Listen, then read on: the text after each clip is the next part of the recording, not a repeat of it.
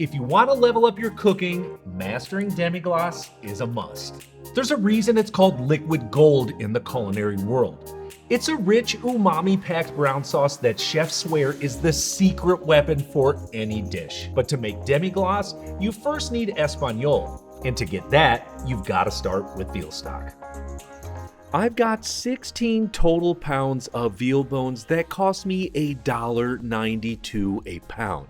Now you'll absolutely be able to pick these up from a local butcher shop. Now you can use beef bones if that's all you can find. However, veal bones are better because they contain more collagen, which will make the stock richer in flavor and have a more gelatinous viscosity. However, whatever you do end up using, you're going to need to roast them, and any roasting pan will work for this. I usually use my 400 hotel pan, which is 12 inches by 20 inches and 4 inches deep.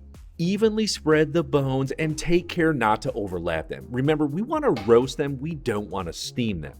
So if you need a second pan, absolutely use it. And for me, I am going to use that second pan. Now there's no need to coat these in any oil because there's going to be plenty of fat on these for roasting. We're going to add them to the oven in the middle and on the lower racks at 450 degrees Fahrenheit for a total of 1 hour and 20 minutes. However, halfway through that process, I'm going to come back and rotate the bottom to the middle and vice versa. Now while we still have some time, let's prepare our veg for the stock. A standard ratio for stock is 8 pounds of bones to 1 pound of mirepoix. Mirepoix being 50% onions, 25% celery, and 25% carrots. So because I have 16 pounds, I'm obviously going to need to double everything, beginning with about 1 pound or 4 yellow onions. Just cut them into larger chunks, there's no need to be perfect here. The same goes for 3 to 4 ribs of celery and 3 to 4 carrots. No, I don't peel these. Then just set them to the side in a bowl with the other veg. And to enhance the flavor of this stock even more, now is when you want to break out all your frozen veggie scraps that I always tell you to keep. This is when you use them. You can also feel free to add in a thickly sliced leek, 1 large cut celeriac root, a thickly sliced parsnip, and my favorite, a pint of mushrooms. All of these are just going to make this that much better. Almost all veg are good to use except turnips or anything from the horseradish family, beets because they'll jack up the color, and bell peppers, which can make everything bitter. Don't use those. Alright, now what we need to do is caramelize these veggies, but first, you're going to need to find the biggest pot you can get a hold of. One that you can take a bath in. Okay, I'm kidding, not that big. But this one is 7.5 gallons. Now if you need to use 2 pots, you do it, no problem.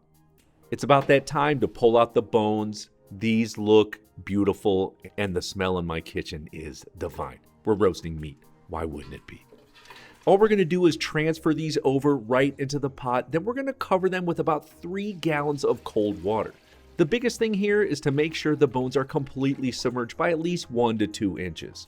We're going to turn the heat on to low medium and begin that long simmering process, but we also need to add more in here, and it begins with those roasting pans.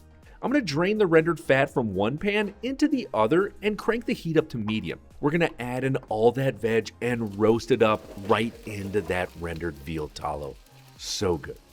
This is going to take about 25 to 30 minutes to get all these vegetables browned up while frequently stirring. Now the other option is hit these back into the oven on that middle rack at 450 F for 25 to 30 minutes. You can be the judge for whatever it is you want to do here. These are looking fantastic and they're almost ready, but first we're going to hit it with 12 ounces of tomato paste. This is going to add a depth of umami flavor and just a touch of acidity.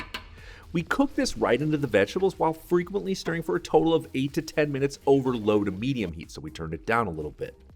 Now, like before, you can absolutely hit this back in the oven, again, 450 F, 8 to 10 minutes on a middle rack. When it's done, you'll notice that it turns a rusty reddish color. The process of this tomato paste cooking is called pincé, and this is perfect. Let's transfer this right over to the stock pot, and let's add a little more flavor, shall we? We're adding that pan back over to the burner over medium heat, and we're going to deglaze with 1.5 cups of dry red wine. Now, while this is cooking, use a spoon, a spatula, whatever, and scrape all of that fond off the bottom and the sides of the pot. This is all that nummy goodness stuck on there. Little things like this will bring about more flavor. Don't skip it. And after the wine reduces to about 3/4 cup left, we're gonna pour it right into the stock pot. And because I try to get all of it out, swoosh an extra half cup of water in the pan and get all that goodness out and into that pot. Now, if you roast it in 2 separate pans as I did, I'm gonna do the same thing with that other pan. Hit it with 1.5 cups of dry red wine, deglazing over medium heat while scraping up all the goodies, and reduce it down to 3/4 cup. Hit it right into that pot. Now we're one step closer to it being good to go, but first, can't forget about the aromatics. So I'm going to make a sachet d'épices. I have a 1.5 foot square piece of cheesecloth. I'm going to add to the center 4 to 6 thyme sprigs, 3 to 4 garlic cloves, 1 bay leaf, although those are optional, 15 to 18 peppercorns, and 4 to 6 parsley stems. Now wrap it up like a little pouch by bringing all the corners together and tie a double knot around it using some butcher's twine, and place this little flavor bomb beggar's purse right into that stock pot. And what we want to do is simmer this for 6 to 8 hours over low to medium heat. It should be around 170 to 180 degrees and have a few bubbles popping up. Or as my chef would always tell me, just make sure it's tooting. Ridiculous, I know. However, we're not done yet. Every hour, we're going to come back and do a process my old culinary school instructors would call skimming the scum. Use a ladle and get all the impurities and fat off the top to make it a cleaner, more pure, more flavorful stock. There is no perfect technique for this. Just remember to come back and do it every 60 minutes until the clock runs out, which in that case, it's time to strain it. And you just will not believe how good your kitchen is going to smell. Now I'm going to transfer it over to the countertop, and I have a chinois, a fine mesh strainer will also work. Then I have a smaller pot, which we call a dipping pot. I'm going to scoop out the liquid and transfer it right from the stock and add it to the chinois into another container, or you can absolutely use another pot.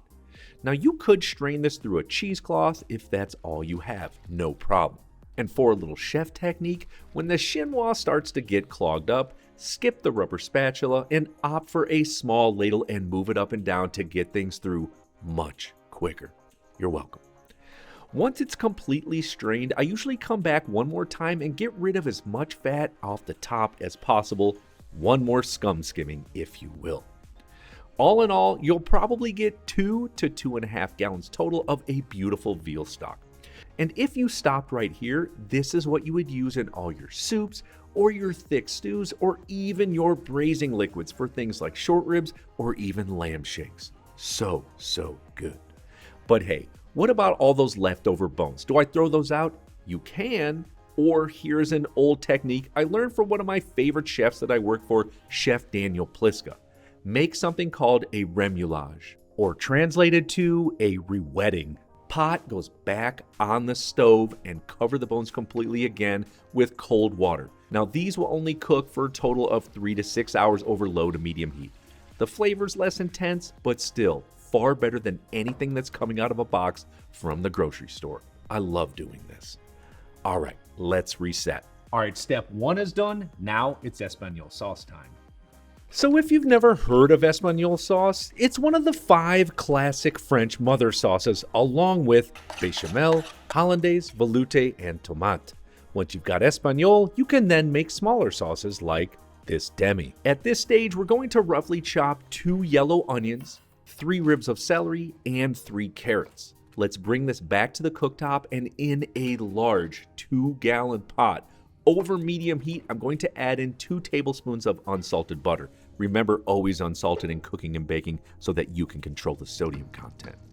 Once it's melted, we're going to add in that onion, celery, carrot, mirepoix, and we're going to saute it for 15 to 20 minutes or until it begins to turn brown, just like this. And again, don't skip this. It's just more flavor for the end result. Now at this point, we're going to add in 4 ounces of tomato paste, and again, pince the paste for more flavor. We'll cook this over low to medium heat for 4 to 6 minutes. Now you could swap out the paste for 2 cups of tomato puree, and there's obviously no need to cook that down. Okay, back to the paste and veg, and we're at that coveted rusty color.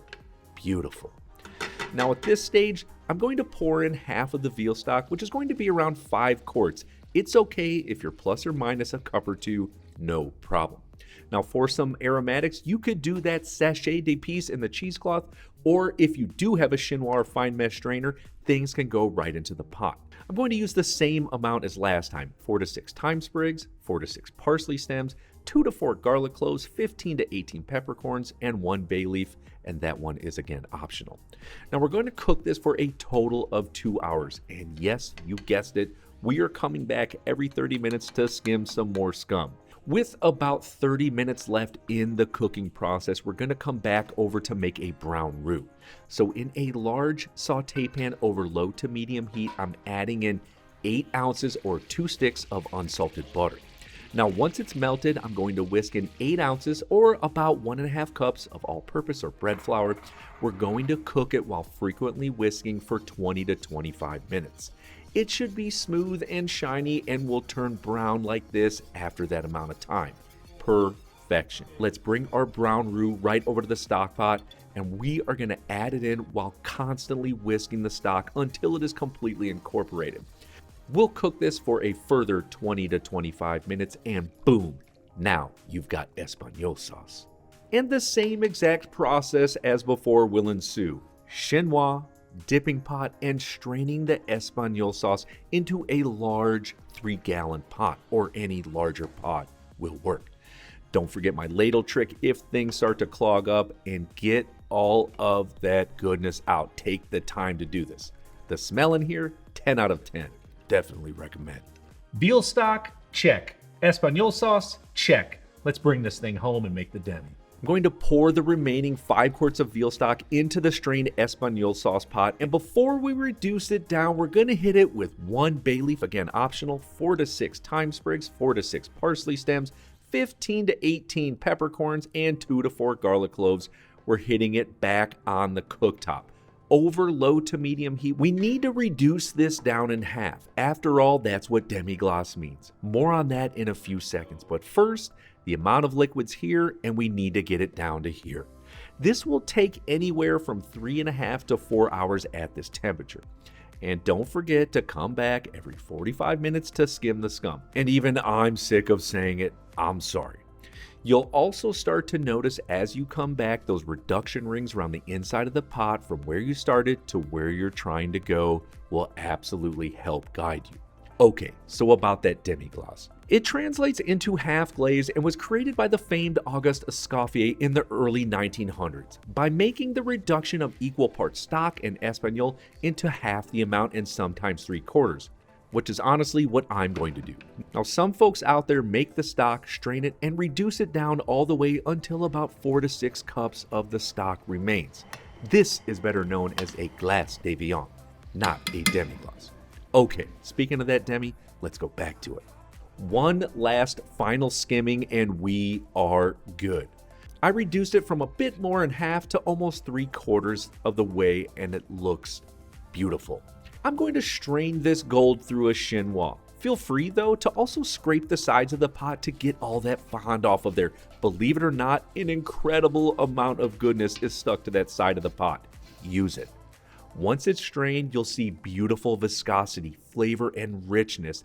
It will perfectly coat a spoon. Now this is good to use as a base in all your mushroom gravies, your regular beef gravies, or your incredible, delicious pan sauces. Oh, I can't wait to see how you use it.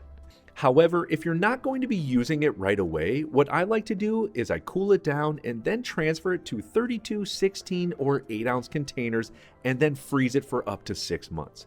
Or, since this is so jam-packed with flavor, I often pour them into ice cube trays and just freeze them like this. So when I'm ready and I've seared up a beautiful steak and I'm ready to make a quick red wine shallot pan sauce, I pop a few cubes in there, maybe a scotch of water, and I make one dang good sauce that you will absolutely love and will blow your friends and family completely away.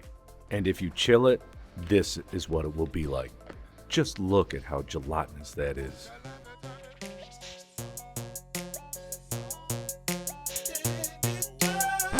Sorry, I had to.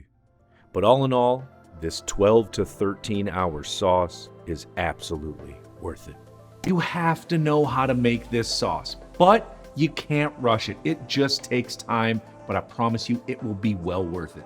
And if you want to put it into practice, use it as the base sauce in my pork loin. Oh my gosh, it will be incredible. I've got a great recipe video. I'll see you on there.